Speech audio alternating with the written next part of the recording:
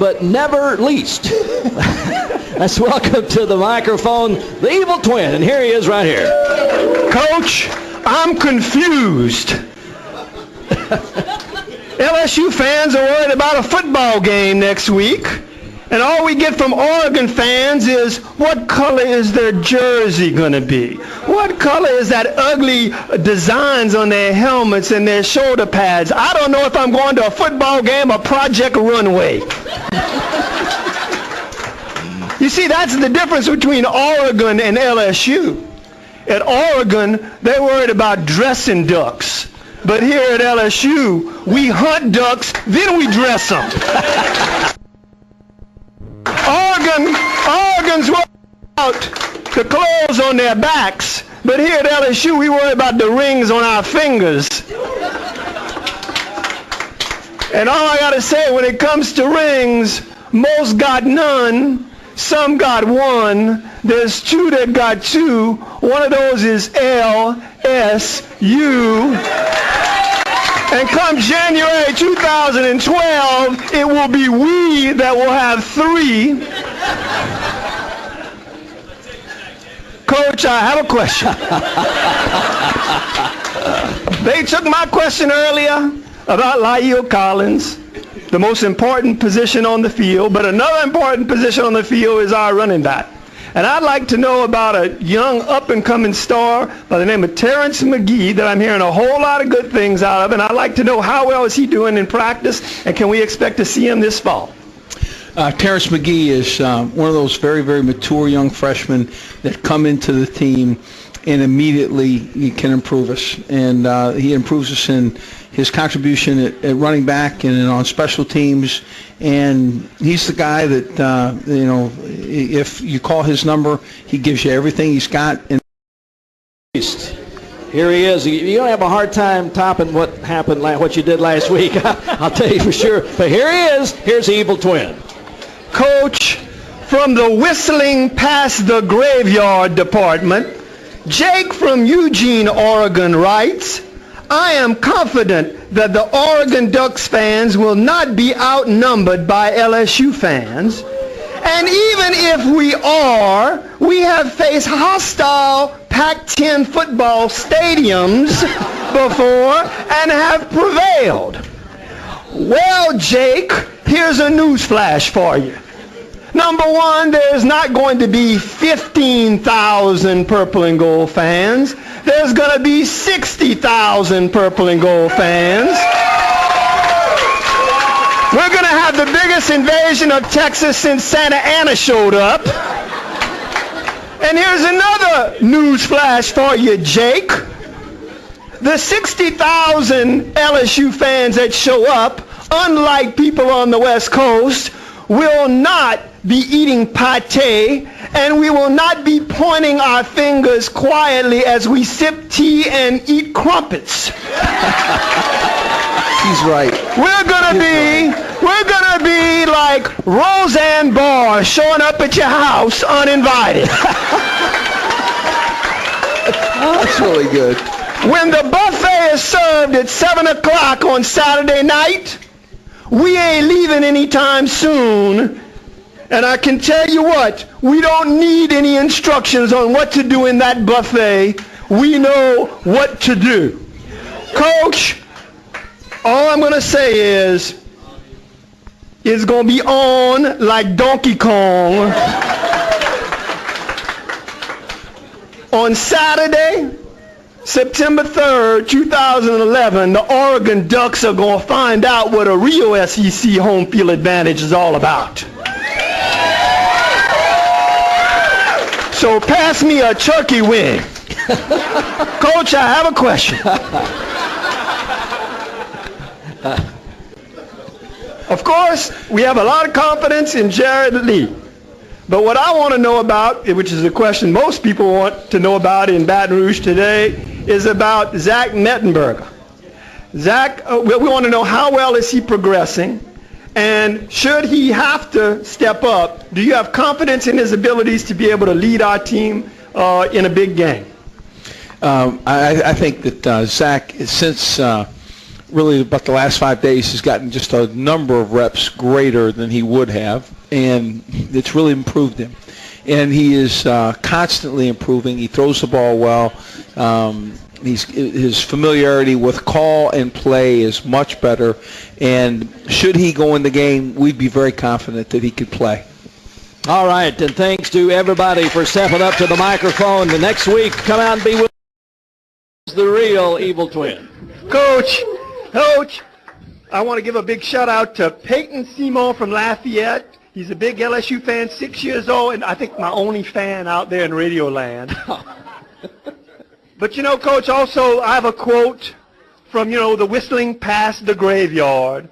We have Darren Thomas, the quarterback of Oregon, before the LSU game said, and I quote, "This game against LSU is like the championship. If we lose this game, it's a done season. It's over." Well, Darren, this is how the cow eats the cabbage. According to my calculation, the game started at 7:10 p.m. Central Standard Time, and your season was over courtesy of our defense by 9:15 p.m. Central Standard Time. Your season was over as fast as you can say, "Knock, knock, who's there?" The U.S. Navy SEALs. Your season was over as fast as one of Ava Gabor's marriages. I didn't say that. Crash. Your season crashed and burned faster than USC's national championship title run when they went from a three-peat to a no-peat in 2 weeks. And, Coach, I'm going to say this. I'm no gentleman, so I can say it. You know what, Darren? If you'd have lived up to your billing and would have gone ahead and gone through with your commitment to Les Miles in the recruiting process, and had you signed with LSU rather than changing your commitment to the Oregon Ducks, your season wouldn't be over today. I didn't say that one either. Coach, I have a question. I know you don't probably like to talk about this, but my question is, what will happen and what is the quarterback that will come in the event that both quarterback Lee and Mettenberger are unable to perform duties at quarterback? Who would be the third quarterback to come into the game? Stephen Rivers would be the third, and if not, Jared Randall. Okay, well, thank you very much. Here he is, the Evil Twin, right here. Coach, big shout out to Greg Mandeville, a good friend of mine, police officer from Hammond. You know, Coach, from all the way from the Lost in Space Department. I get this from the Starkville newspaper, which is proud to announce that the Starkville School District is letting out of school and giving the students, 4,000 students, a vacation on game day when LSU arrives. They're also giving 400 employees the day off. The whole county is taking off. So, Coach, what I have to say is this. You know, they're going to be frolicking and they're going to be being merry in Stark Vegas on Thursday. Starkville is an Indian word. It means armpit of the universe.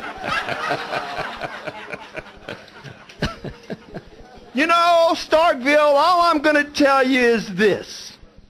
I don't know what you think is going on, but the bottom line is that when you have a vacation, it is usually designed for celebrating happy or historical events. There is nothing happy about you playing the LSU Tigers. Let me give you a short, brief history of our recent history involving this game. Number one, we have beaten you 11 straight times, and in 1999, had your cheating officials not allowed you to roll in from the 2-yard line into the end zone, we'd have now beaten you 19 straight times.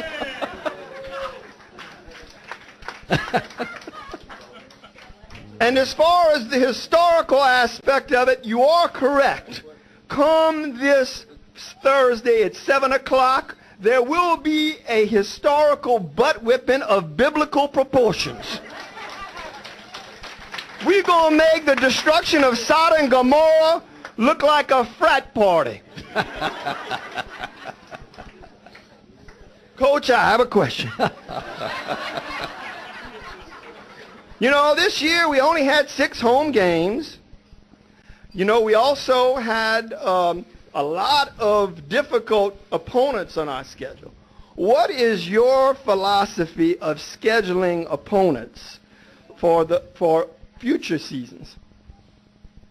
Well, first of all, I'd like to play 9 or 10 home games every year, and I think a minimum number should be 8, and on rare occasions 7. But I understand this year being different in the fact that we start on the road and we play so many very, very important road games.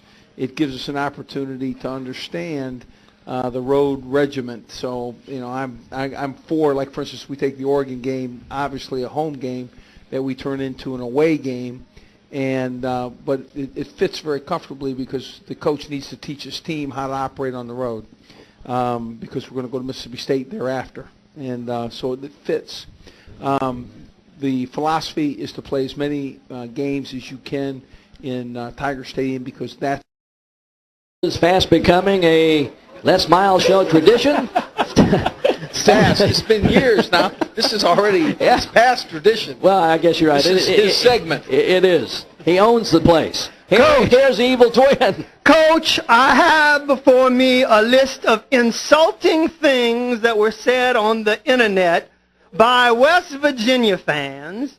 And I'm going to say this. I'm not going to acknowledge these because tonight I am a kinder and gentler evil twin. Oh, please. And to the people who wrote these insulting things about LSU, Les Miles, and Louisiana in general, I want you to know that the state of West Virginia is like Finland. You know, Finland is a round country out in the middle of nowhere that nobody really gives a damn about. Finland was the only country in Western Europe that was not invaded by Nazi Germany. Hitler invaded Denmark, he invaded Sweden, he went all the way around, he got Norway, even invaded Russia. He didn't invade Finland. You know why? Because they weren't worth the bullets. So to you people in West Virginia, your state's only purpose is to keep Ohio from falling on top of Virginia, and whose people, their biggest line of entertainment after a big win is burning their own furniture, I say, you are not worth my bullets. Coach, I have a question or two. Number one, you were born and raised in the state of Ohio. And you probably should have gone and been raised an Ohio State fan, yet you end up at Michigan and become a diehard Michigan man. How did you make the transition from Ohio to Michigan? And number two, what conference officials are going to be doing the game this weekend? The easy answer is the SEC conference officials will be doing the game this weekend. When West Virginia played at our place, they brought their officials, and so therefore we'll bring ours when we go there. So I was attracted to Michigan and the academics and Bo Schembechler almost from the start, and it just called me. And now that I look back, I'm not really that certain that Ohio State wanted me all that bad, to be very honest. But I think what Woody did is he kind of had interest in me, and he came into school and had the opportunity to visit with him. And when Bo heard that, I think it was the time then for Bo to say, we're going after that guy, and it just worked out well. So. Okay, all right, thank you very much. He mentioned the burned furniture thing. They do that up there. Give me the tradition. Do you get out of the chair you're sitting in, or is it? I don't know. Now, this may be true, but they tell me that the tradition of West Virginia is they burn couches. No cowbells or anything like that, but they burn their couches up there. Well, it has to be the back room couch. It can't be the front room couch. I mean, you just can't. I guess. Basically, it's a way of reconciling, a little renovation. Get rid of the old couch, throw it in Get a new one. Yeah, I understand that. But or you call somebody that really doesn't have a nicer couch as you. It's just I'm gonna buy your couch. So I'm gonna burn it. Yeah. I don't know, but I guess we'll find out. Listen, we hope that you'll come out and visit with us next week. World famous evil twin right here. Coach, karma is a wonderful thing. It cures injustice. It makes the wrongs right. When I think of Florida, I think of Lieutenant Colonel Talton of the British Army in South Carolina in the movie The Patriot. Me too. Early in the war, he was beating up on the Americans. And when he was about to defeat them, the Americans would ask for quarter. They would ask for mercy. And he would slaughter them anyway. And you know what? By the end of the movie, the Americans started getting the better hands. And at the Battle of Cowpens, all of a sudden, the British were on the short end of the stick. And it was General Talton that said, I want quarter. I want mercy. And the Americans didn't give it to him. They slaughtered him there. So the University of Florida has this to tell you. Number one, me and 91,000 of our closest friends in Tiger Stadium at 2:30, and the LSU Tigers have this to say. You can run, we will catch you. You can hide, we will find you. And don't worry, we'll give you the same mercy that Mr. Spurrier and your Florida football team did in 1990s. Coach, I have a question. I know you do. You have two quarterbacks that will be graduating this year. How many quarterbacks would you like to sign next year for recruiting? Well, we would like to sign the one right one, the one that's a quality man, a great teammate, can lead the team, a guy that has the ability to throw the football, be able to process the throwing game extremely well, and a guy who has mobility, and that mobility really needs to be a very good, strong mobility, but it doesn't have to be just a blazing speed guy. But we're really looking for a quarterback that has a well-rounded ability, athletically and ability to throw. He's always last because nobody can follow him. You see, that's why we put him last. Here he is, the world-famous evil twin, right here. Coach, I'm almost afraid to comment on the University of Tennessee this week for fear that Coach Dooley's mommy might call the radio station like she did on the Athens radio station last week. But here goes. Coach, I have an article here from Tennessee. It's an article that talks about the fact that the University of Tennessee fans are all fired up about this game. They've circled this game on their calendars. They're mad at you for losing the game.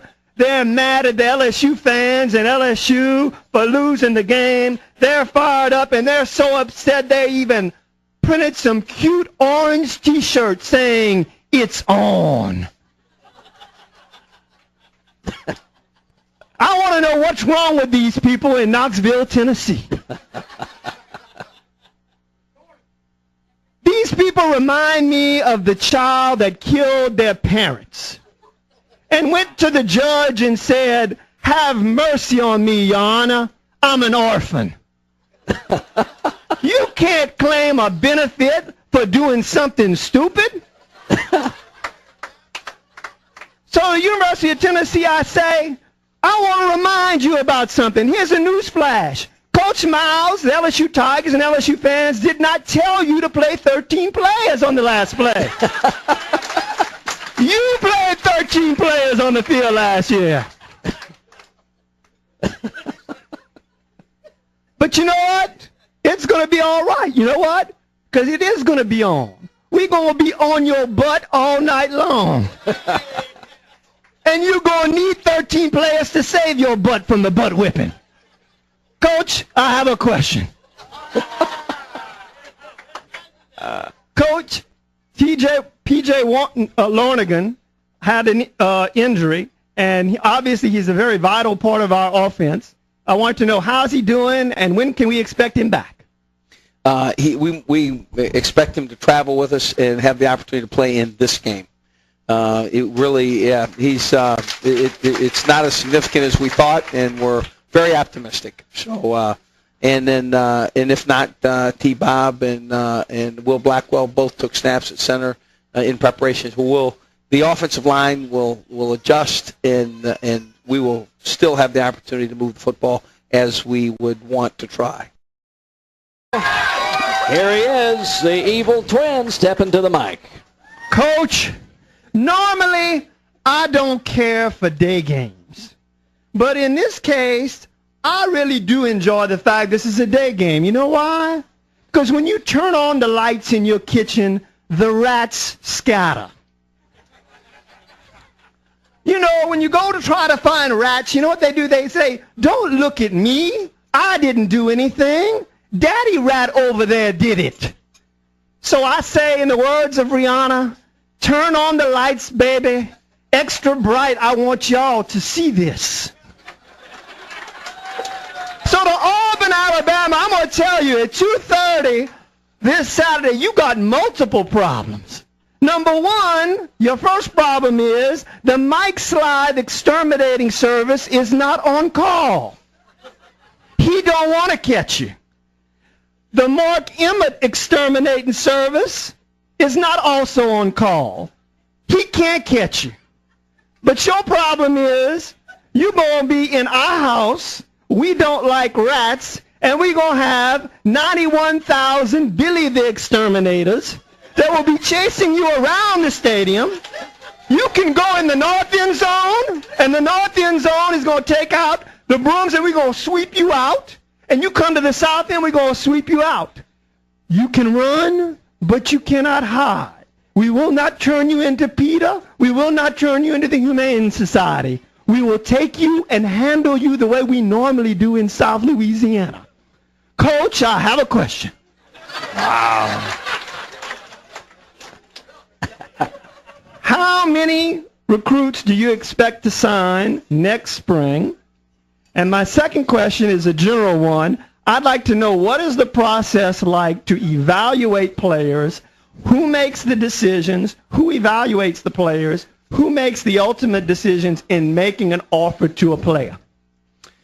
In recruiting, we will have a number in the 20s.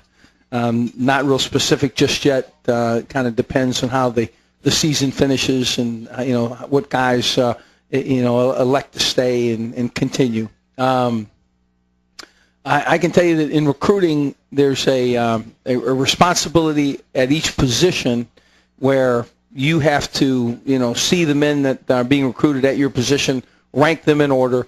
That I'm the only one that's that authorizes an actual offer of scholarship that happens within the rules and regulations of the NC2A, and many times by mail. And it's and what I try to do is rank the board with the assistant coach's view.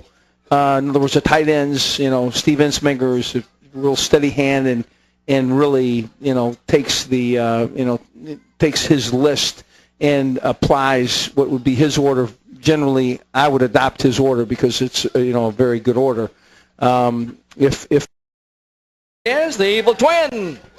Coach, normally every week I have to quote opposing fans and put them in their place. So this week I come up with a quote that I had to dig very deeply for because it's been hidden. In fact, there's a lot of people in the state of Alabama are not going to like this quote because it's from our ex-employee, Nicky Pooh Saban. Nicky Pooh, when he was being in Miami, and he was being harassed by the media as to whether or not he was going to go to Alabama, made the following quote: "Why would I go back to another college job? I had the best college football job in the country at LSU." So, Nick Saban, I want to tell you, for the first time in your life, you told the truth. You did have the best job, and now you don't. Come Saturday night, a real coach is going to take care of business, and you know what? You're going to be on the wrong side of the field, you're going to be on the wrong side of the scoreboard, and you're going to be on the wrong side of history again.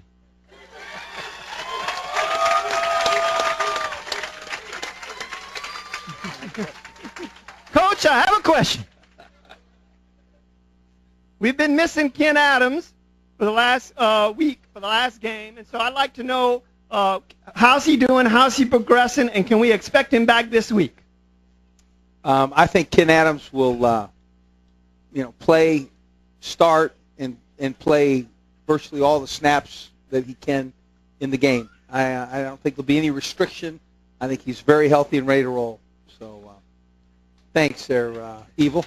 All right, thank you so much, and we invite you to come out and be with us here live next week. Coach, in honor of your 100th win in just 7 seasons, which is unprecedented in the history of LSU football, and in honor of your birthday, Buddy Sonji and the Hallmark Store wanted to give you miles and miles and miles of wins button. Oh, thank you there very it is. much. Coach, like you always say, we're going to be focused and on to the next game. And so I found this gem on the internet.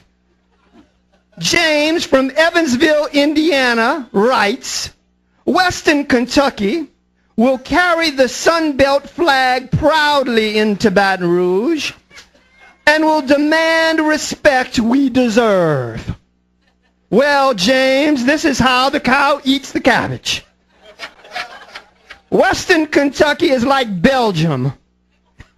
Belgium is a small, insignificant country in Western Europe, but it's been having its butt whipped for centuries by various invading armies, including the barbarians, the Romans, the Germans 2 times last century, the English, the French, and just about every other world power. Well, you wonder why such a small, insignificant country would be getting beat so often. It's basically one reason, and that is that Belgium is in the wrong place and it's in the damn way. So Western Kentucky and James, on Saturday night when your team is getting skull-dragged around Tiger Stadium in front of 91,000 people, I want you to know that it's not because you're important or significant. It's because you're in the wrong place and you're in the damn way. Coach, I have a question. Wow. Actually, 2 questions. Number 1, we've had a lot of injuries at the offensive line. We have a lot of players return.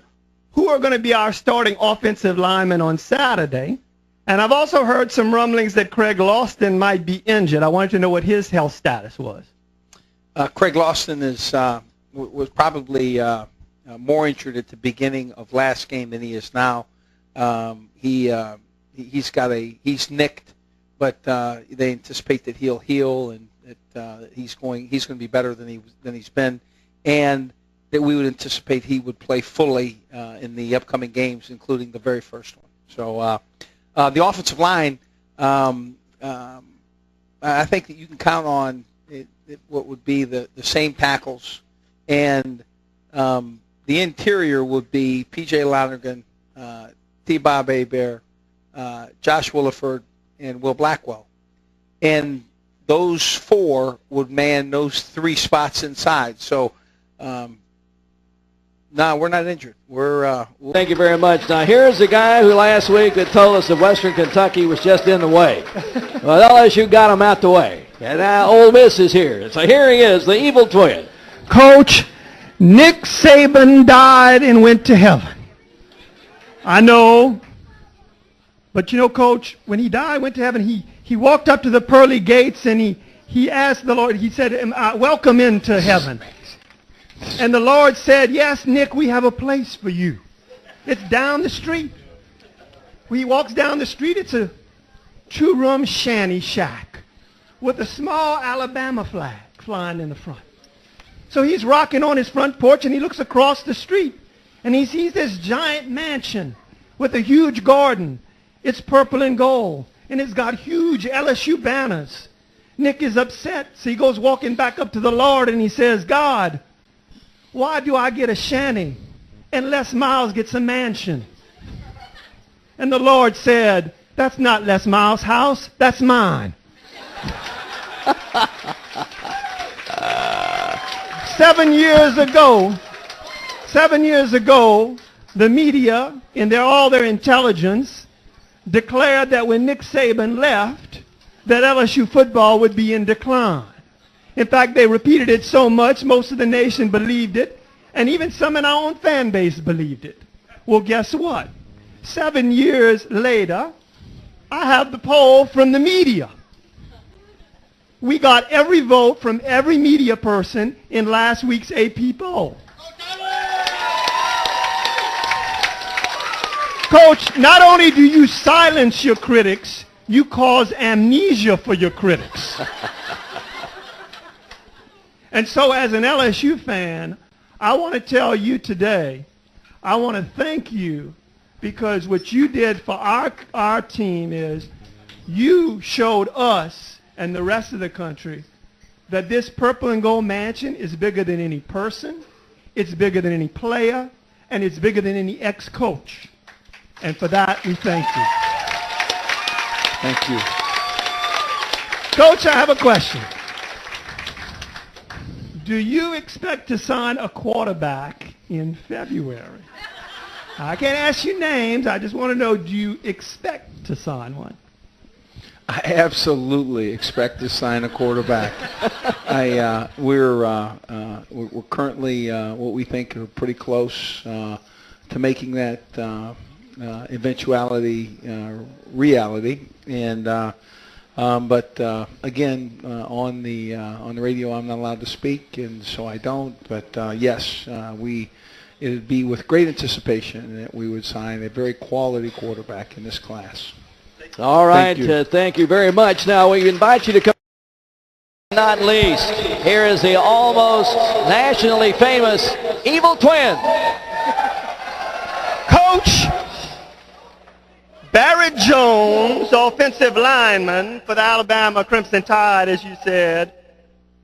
This game is more than revenge. It's about restoring order. So, Mr. Barrett Jones, this is how the cow eats the cabbage. First of all, you've been trying to reestablish order for 2 years. But here in Louisiana, we've been resisting order for the last 200 years. In 1815, the British Army, dressed in red, led by General Pakenham, said they would reestablish order in New Orleans. So we kicked their butts, we took their names, and we ran them out. 8 years ago, another team dressed in red called Oklahoma, led by Coach Stoops, said they were going to restore order in New Orleans. We kicked their butt, we ran them out of town too. 4 years ago, another team dressed in red, led by Coach Jim Tressel, said they were going to restore order. We kicked their butt, we took their names, and we ran them out. And so, Mr. Barrett Jones, you show up in New Orleans with your red team and your midget coach,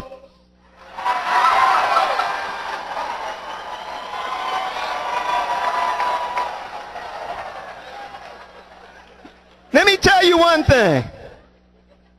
In Cajun French, we do not have a word for restoring order. You know why? Because for the last 200 years, no one has done it. So when we get rid of you, when we kick your butt, run you out of town, there will not be another need for that word tomorrow night. Coach, I have a question. You've had a lot of success on fast tracks, on indoor stadiums. In fact, in the bowl season, you are undefeated in the last 7 years at LSU. What do you change? You change your strategy as far as play calling on a fast track? Well, I think the surface stuff definitely has interplay. I think we do the things that we do. I don't know that we really change the calls. I think we're a fast team. I think it benefits us to play on a fast track. I think in the Dome, I think that is exactly the kind of track that we would like to compete on. But